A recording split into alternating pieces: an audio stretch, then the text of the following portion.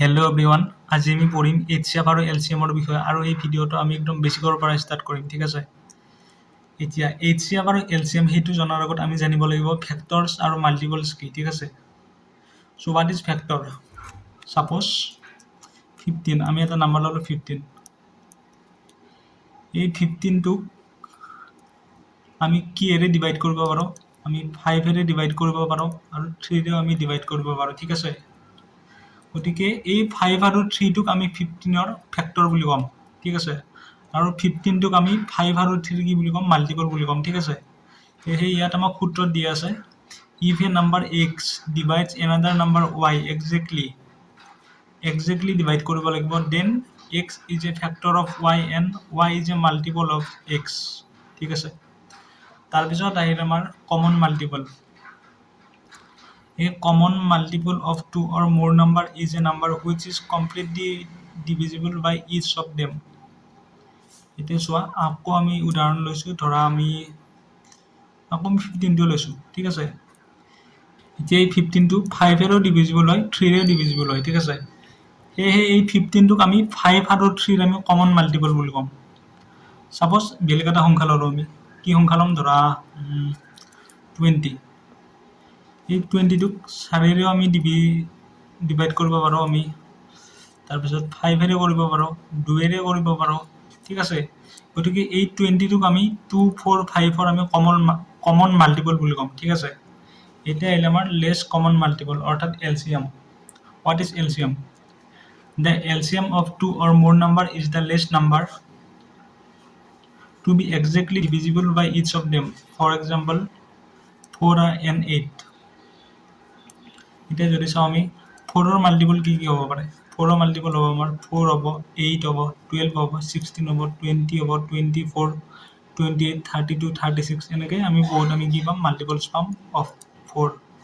Again 8ৰ multiple আমি কি পাওঁ? 8 পাওঁ, 16 পাওঁ, 24, 32, তাৰপিছত ইয়াৰ পিছত আহিব 40 আহিব, 48 আহিব, এনেকুৱা আমি বহুত কি পাম? মাল্টিপল পাম ফৰ 8, ঠিক আছে।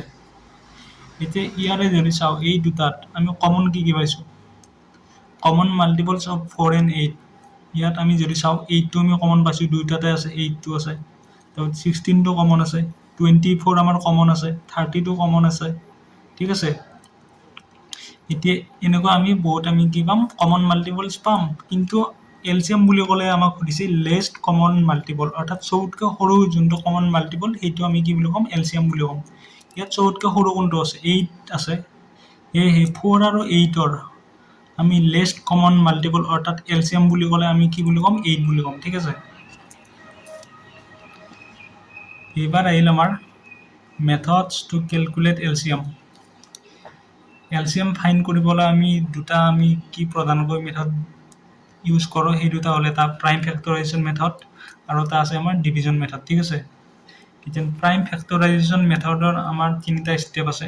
First, resolve the given numbers into their prime factors. যোনটো আমাক নাম্বাৰ দিয়ে আছে, ধৰা আমাক এটা নাম্বাৰ দি আছে 8। 8ক যদি আমি ইয়াৰ প্ৰাইম ফেক্টৰলৈ আমি ৰিজল্ভ কৰোঁ, কি হ'ব? 2টো আমাৰ প্ৰাইম নাম্বাৰ হয়, গতিকে 2ৰ ওপৰত আমি 3 যদি কৰি দিওঁ, পাৱাৰ দিওঁ, সেইদৰে ধৰা আমি 9টো আমি কেনেকৈ পাম? 3 স্কুৱেৰ কৰি আমি 9 পাম। তাৰপিছত ধৰা আমাৰ 15ক যদি আমি ৰিজল্ভ কৰোঁ ইনটু দেয়াৰ প্ৰাইম ফেক্টৰছ, তেতিয়া কি হ'ব? 3 into 5, ঠিক আছে। তাৰপিছত কৈছে আমাক find the product of all the prime factors with the highest power that occur in the given numbers. এই গোটাকেইটা ষ্টেপ, যিমানকেইটা আমি ষ্টেপ পঢ়িম, এই গোটাকেইটা ষ্টেপ আমি নেক্সট এক্সাম্পলটোত আমি ভালকৈ বুজি ল'ম। গতিকে এতিয়া জাষ্ট মই চাই দিছোঁ যে find the product of all the prime factors with the highest powers that occur in the given numbers. তাৰপিছত আহিল this product of all the prime factors is the required LCM. এতিয়া চাবা, আমি এটা উদাহৰণ লৈছোঁ, find the LCM of 8, 12 and 15। আমাক first ষ্টেপত কি কৈছিল? যোনকেইটা আমাক নাম্বাৰ দি আছে সেইকেইটাক আমি ইহঁতৰ প্ৰাইম ফেক্টৰলৈ ৰিজল্ভ কৰিব লাগিব, ঠিক আছে। এইটোক যদি আমি ইয়াৰ প্ৰাইম ফেক্টৰলৈ ৰিজল্ভ কৰোঁ, ঠিক আছে, তেতিয়া আমি কি পাম? 2 কিউব পাম। 12ক যদি আমি ইয়াৰ প্ৰাইম ফেক্টৰলৈ ৰিজল্ভ কৰোঁ, তেতিয়া পাম কি? 2 স্কুৱেৰ ইনটু 3। তাৰপিছত 15ক যদি আমি প্ৰাইম ফেক্টৰলৈ ৰিজল্ভ কৰোঁ, তেতিয়া কি পাম? 3 ইনটু 5। তাৰপিছত ছেকেণ্ড ষ্টেপত কৈছে find the factors with the highest power. Find the prime factor in this numbers with the highest power. এতিয়া চাবা, ইয়াত 2ৰ কাৰণে চবতকৈ হাইয়েষ্ট পাৱাৰ ক'ত আছে? 8ত আছে, গতিকে 2 কিউবটো আমি ল'লোঁ। এইবাৰ 3ৰ কাৰণে হাইয়েষ্ট পাৱাৰ আমাৰ কিমান আছে? 1 আছে, গতিকে আমি 3টো ল'লোঁ। এইবাৰ 5ৰ কাৰণে আমাৰ 5টো ইয়াত আছে জানো? নাই, 5টো ইয়াতো নাই, কিন্তু 5 অকল ইয়াতে আছে, গতিকে 5টো ল'লোঁ। সলভ কৰি আমি পালোঁ 120। ইয়াৰ পিছত আহিল আমাৰ ডিভিজন মেথড। ডিভিজন মেথড কেনে হয় চাবা। What will be the LCM of 15, 24, 32 আৰু 45? এইটো যদি আমি প্ৰাইম ফেক্টৰাইজেশ্যন মেথডত কৰিব যাওঁ, বহুত আমাৰ লেন্দি হৈ যাব, ঠিক আছে। সেইকাৰণে আমি ইয়াক কি কৰিম? ডিভিজন মেথডত কৰিম। আৰু ডিভিজন মেথড কেনেকুৱা হয় মই এতিয়া সলভ কৰি দেখাই আছোঁ, ঠিক আছে। ডিভিজন মেথডৰ কাৰণে ফাৰ্ষ্ট আমি ইহঁতক এনেকুৱা পাতি ল'লোঁ 15, 24, 32, 45, ঠিক আছে। এনেকুৱা আমি এটা বক্স বনাই দিলোঁ। এতিয়া আমি চাব লাগিব চবতকৈ সৰু প্ৰাইম নাম্বাৰৰ পৰা আমি ষ্টাৰ্ট কৰি লাহে লাহে আমি ডাঙৰ প্ৰাইম ফেক্টৰলৈ আমি যাব লাগিব, ঠিক আছে। চাবা, চবতকৈ সৰু প্ৰাইম ফেক্টৰ কি হয়? আমাৰ 2 হয়। এতিয়া 2ৰে এইটোক 15ক ডিভাইড যায় না? নাযায়, গতিকে 15টোক আমি এজ ইট ইজ ৰাখি দিলোঁ। এতিয়া 24ক আমাৰ ডিভাইড কৰিব পাৰোঁনে 2ৰে? পাৰোঁ আমি 12 বাৰ। তাৰপিছত আমি 32ক পাৰোঁনে? পাৰোঁ 16 বাৰ। তাৰ 45ক 2ৰে ডিভাইড কৰিব পাৰোঁ নেকি? নোৱাৰোঁ, গতিকে আমি এজ ইট ইজ ইয়াক আমি ৰাখি দিলোঁ। এইবাৰ আকৌ আমি চবতকৈ সৰু প্ৰাইম ফেক্টৰলৈ যাম 2ৰে। আকৌ চাম আমি 2ৰে 15ক যায় নেকি? নাযায়। 12ক যায় নেকি? যায়, 6 বাৰ যায়। 16ক 8 বাৰ। 45ক আকৌ 2ৰে নাযায়, গতিকে 45টো আমি এজ ইট ইজ ৰাখি দিলোঁ। এইবাৰ আকৌ আমি 2ৰে যাম। 2ৰে 15ক নাযায়, 6ক যায় 3 বাৰ, 8ক 4 বাৰ, 45ক নাযায়, গতিকে 45টো আমি এজ ইট ইজ নামাই দিলোঁ। এতিয়া 2ৰে আকৌ 15ক নাযায়, 3ক যায় নেকি? 3কো নাযায়, 3টো আমি এজ ইট ইজ নামাই দিলোঁ। 4ক যাব, 4ক কেইবাৰ যাব? 2 বাৰ যাব। আকৌ 45ক যাব নেকি? 45ক নাযায়, গতিকে এজ ইট ইজ নামাই দিলোঁ। এতিয়া আমি যদি চাওঁ, আমি এই লাইন পাতিব পাৰোঁ নাপাতিব পাৰোঁ, অৰ্থাৎ আমি 2ৰে এইবাৰ কৰিব পাৰোঁ নকৰিব পাৰোঁ। কাৰণ যদি 2ৰে নকৰি আমি ডাইৰেক্ট 3ৰে কৰোঁ, আমাৰ 3ৰে 2ক নাযায়, গতিকে আমি 2টো এজ ইট ইজ ৰাখি দিব পাৰিম। বা এতিয়া বিগিনাৰ হিচাপে আমি 2ৰে আকৌ কৰিলোঁ। 2ৰে যাবনে? 15ক নাযায়, 3ক নাযায়, 2ক যাব 1 বাৰ, 45ক নাযায়, গতিকে 45ও নামাই দিলে। এইবাৰ আমি চাম 2ৰে এইবাৰ এই আটাইকেইটাকে নাযায়, গতিকে আমি চাম ইয়াৰ নেক্সট প্ৰাইম নাম্বাৰ কোনটো। নেক্সট 2তকৈ ডাঙৰ প্ৰাইম নাম্বাৰ হ'ল আমাৰ 3। 3ৰে আমাৰ 15ক কিমান বাৰ যাব? 5 বাৰ যাব। 3ক 1 বাৰ, 1ক যাব নেকি? নাযায়, গতিকে 1টো আমি এজ ইট ইজ নামাই দিলোঁ। তাৰপিছত আমি পালোঁ 45। 45ক যাবনে 3ৰে? যাব, কিমান বাৰ যাব? 15 বাৰ যাব। এইবাৰ চাওঁ আমি 3ৰে যদি চাওঁ আমি 5কো নাযায়, 1কো নাযায়, 1কো নাযায়, কিন্তু 15ক যায়, গতিকে আমি 3ৰে আকৌ চালোঁ। 3ৰে এইবাৰ কিমান পালোঁ? 5ক নাযায়, 5টো নামাই দিলোঁ, 1ক নাযায়, 1ক নাযায়, 15ক কিমান বাৰ যাব? 5 বাৰ যাব, ঠিক আছে। এতিয়া ইয়াৰে নেক্সট লাইনটো মই এইফালে পাতিছোঁ 5, 1, 1, 5। এতিয়া ইহঁতক 2ৰেও নাযায়, 3ৰেও নাযায়, কিন্তু 5ৰে যাব, গতিকে কাৰণ 3ৰ পাছত নেক্সট প্ৰাইম নাম্বাৰটো কি পাওঁ? আমি 5 পাওঁ, সেইকাৰণে আমি 5ৰে চেক কৰিম। 5ৰে যাব, 5ৰে 1 বাৰ যাব, 1 বাৰ যাব, 1 বাৰ যাব, আৰু 1 বাৰ যাব। গতিকে আমি এলচিএমৰ কাৰণে আমি কি কৰিম? আমি ফাৰ্ষ্ট চাম চবতকৈ সৰু প্ৰাইম নাম্বাৰ কি আছে? আমাৰ 2 আছে। 2 আমি কেইটা পালোঁ?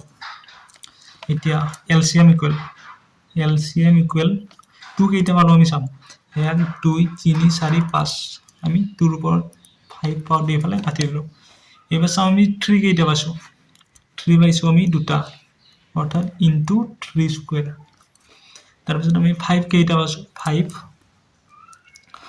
পালোঁ আমি এটা গতিকে আমি 5টো ল'লোঁ এতিয়া এইখিনি যদি আমি সিম্পলিফাই কৰি দিওঁ 2 to the power 5 মানে 1664 নহয় 32 3 স্কুৱেৰ মানে 9 into 5 এতিয়া 32 5 9 45 into 32 2 5 গুণ 10 9 3 5 গুণ 15 5 7 গেল 3 4 গুণ 12 13 19 9 5 14 4 4 1 অৰ্থাৎ আমি ইয়াৰ এলসিএম কিমান পালো 1440 পালো ঠিক আছে এইটো হল আমাৰ ডিভিজন মেথডত আমি এনেকৈ সলভ কৰি হলে আমি কি কৰিব পাৰো এলসিএম উলাব পাৰো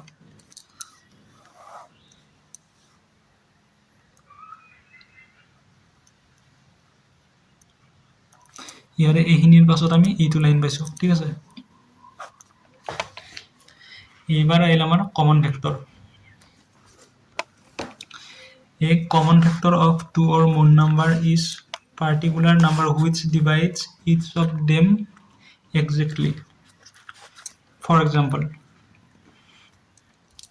12, 48, 54 and 63. 12 or jeremy factor sao. 12 or ami ki factor pa. 12 or factor pa ami 12 pam. Tar pisot factor mane ki কোনোবা এটা নাম্বাৰৰে ইয়াক 12ক যদি সম্পূৰ্ণৰূপে কি কৰিব পাৰো ডিভাইড কৰিব পাৰো এই নাম্বাৰটো হ'ব 12ৰ ফ্যাক্টৰ গতিকে 12 এৰে 12ক কি ডিভাইড কৰিব পাৰো একবাৰ যায় আকৌ 6 এৰে আমি 12ক ডিভাইড কৰিব পাৰো কেইবাৰ যাব দুবাৰ যাব 4 এৰে আমি ডিভাইড কৰিব পাৰো 12ক তিনিবাৰ যাব 3 এৰে আকৌ আমি 12ক ডিভাইড কৰিব পাৰো কেইবাৰ যাব চাৰিবাৰ যাব আকৌ 2 এৰেও ডিভাইড কৰিব পাৰো 12ক 1 এৰেও ডিভাইড কৰিব পাৰো ঠিক আছে ঠিক সেইদৰে 48 ৰ আমি ফ্যাক্টৰ কি পাম 48 এৰে ডিভাইড কৰিব পাৰো 24 এৰে ডিভাইড কৰিব পাৰো 16 এৰে ডিভাইড কৰিব পাৰো 12 এৰে ডিভাইড কৰিব পাৰো 8 এৰে ডিভাইড কৰিব পাৰো 6 এৰেও পাৰো 4 এৰেও পাৰো 3 এৰেও পাৰো 2 এৰেও পাৰো আৰু 1 এৰেও পাৰো ঠিক আছে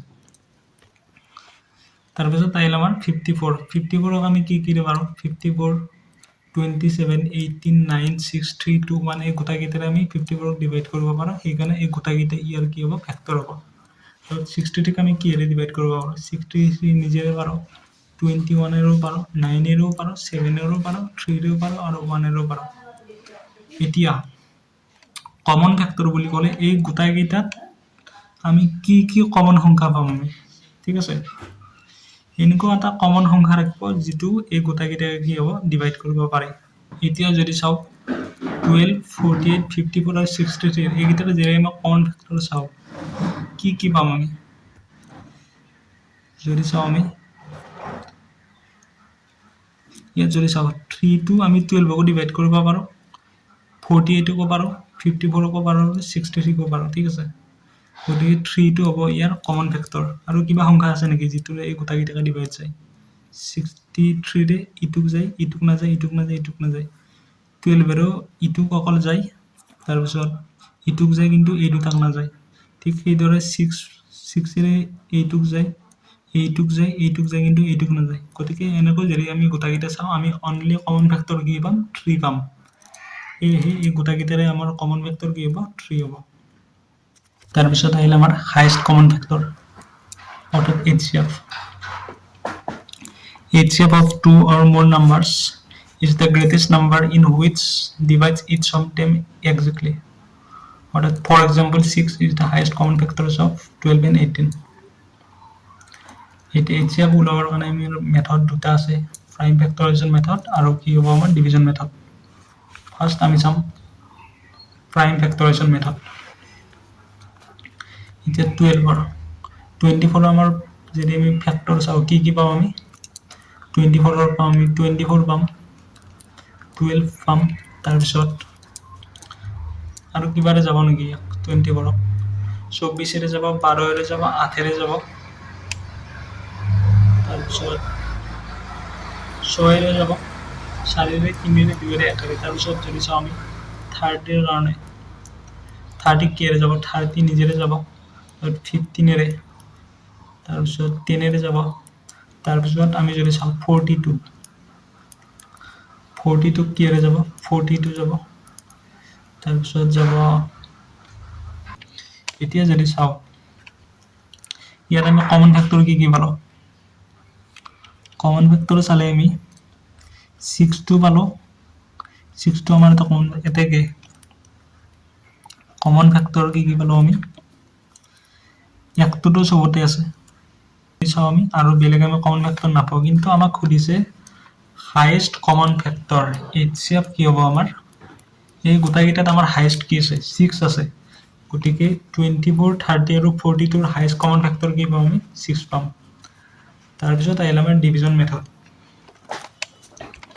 HCF ফাইন কৰাৰ কাৰণে আমাৰ ডিভিজন মেথড যদি চাও কেনেকুৱা হ'ব তাৰ কাৰণে ধৰা আমি উদাহৰণ ললো ফাইন দা এই একেটা উদাহৰণ ললো আমি ফাইন এতিয়া ইয়াক যদি আমি ডিভিজন মেথডৰে সলভ কৰো কি পাম আমি ফাৰ্স্ট আমি ললো 24 এতিয়া ডিভিজন মেথড কি হয় আমি ফাৰ্স্ট যিকোনো দুটা আমি সংখ্যা লম ধৰা আমি 24 আৰু 32 ললো ঠিক আছে এই দুটা সংখ্যা আমি ফাৰ্স্ট ললো আমি কি কৰিম এই দুটা কেনেকৈ হৰণ কৰিম 24 ৰে 30 কে আমি হৰণ কৰিম অৰ্থাৎ সৰুটোৰে আমি ডাঙৰটোক কি কৰিম হৰণ কৰিম 24 ৰে 30 কিমান বাজাব 1 বাজাব ঠিক আছে 1 বাৰ গলে 24 6 ঠিক আছে এতিয়া এই 6 ক আমি 24 ৰে আৰু হৰণ কৰিব নোৱাৰো সেই কাৰণে আমি ইয়াত এডাল এনেকৈ আছ মাৰি দিলো আকৌ এইবাৰ আমি এই 24 টোক আমি ইয়াত আনিলো 24 ঠিক আছে আৰু 24 ক আমি 6 ৰে কেইবাৰ যাব 4 বাৰ যাব কিমান হ'ব 24 গতিকে এই দুটাৰ আমি কমন ফ্যাক্টৰ কি পাম 6 পাম এতিয়া এই 6 টোৰে আমি নেক্সট যোনটো আমাৰ সংখ্যা ৰৈ গল 42 তাক আমি কি কৰিম হৰণ কৰিম 42 7 বাৰ 42 00 অৰ্থাৎ 6 ৰে আমাৰ এই দুটাকো হৰণ গেল আৰু এই দুটাকো হৰণ গেল গতিকে এই 6 টো হ'ব আমাৰ কি হ'ব HCF হ'ব আমাৰ 6 ঠিক সেইদৰে আমি যদি আৰু এটা উদাহৰণ লওঁ বেলেগ ধৰা আমি ললো 15 ললো এতিয়া আমি যিকোনো এটা সংখ্যা ললো ধৰা 15 আৰু 20 ললো 15 ৰে যেহেতু 20 ক সৰু গতিকে 15 ৰে আমি 20 কি কৰিম হৰণ কৰিম 15 ৰে 20 হৰণ কৰিলে কিমান বাজাব 1 বাৰ 15 5 বাকি ৰল গতিকে 15 ৰে আৰু 5 ক না যায় হে আমি যোনটো বাকি ৰোৱা সংখ্যা আছে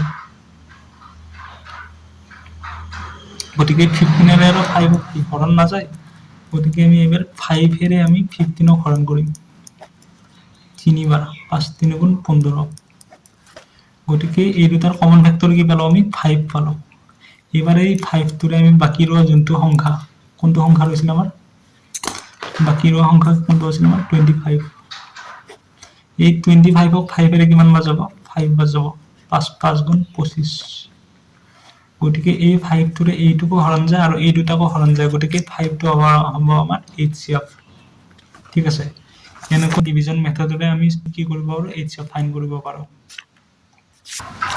এবাৰ methods of LCM and HCF for fractions প্ৰথম LCM of fractions ধৰা আমাক দুটা আমাক ফ্ৰেকশন দিয়া আছে ধৰা 3/5 আৰু 5/9 ঠিক আছে গতিকে এই দুটাৰ যদি আমাক LCM ফাইন কৰিব দিয়ে তেতিয়া সূত্ৰটো কি হ'ব LCM of numerators by HCF of denominator অৰ্থাৎ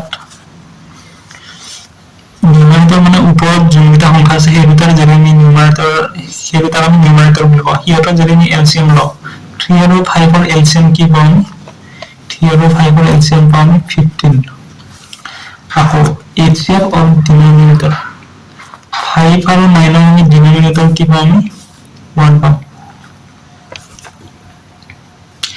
HCF of অৰ্থাৎ হাইয়েস্ট কমন ফ্যাক্টৰ এই দুটা হৰণ যোৱা সবতকৈ ডাঙৰ কমন ফ্যাক্টৰটো কি আছে 1 ৰ বাহিৰে বেলেগ একো নাই গতিকে 1 টো হ'ব ইয়াৰ HCF গতিকে LCM of fraction অৰ্থাৎ এই দুটাৰ LCM হ'ল 15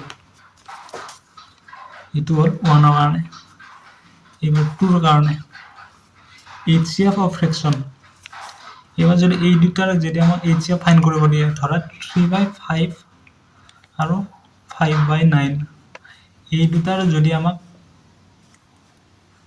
HCF ফাইন কৰিব দিয়ে তেতিয়া কি হ'ব প্ৰথম আমি লম নিউমাৰেটৰৰ HCF 3 আৰু 5ৰ HCF কি হ'ব 1 এৰে 3 কো হৰণ যায় 5 কো হৰণ যায় বাকি এই দুটাৰ বাহিৰে বেলেগ কোনোটোৰে আমি হৰণ কৰিব নোৱাৰো গতিকে ইহঁত দুটাৰ HCF কি হ'ব 1 হ'ব এটি LCM অফ ডিনোমিনেটৰ 5 আৰু 9 ৰ আমাৰ LCM কি পাম আমি 5 9 45 অৰ্থাৎ এই দুটাৰ HCF কি হ'ব 1/45 ঠিক আছে গতিকে এইখিনি আছিল আজিৰ ধন্যবাদ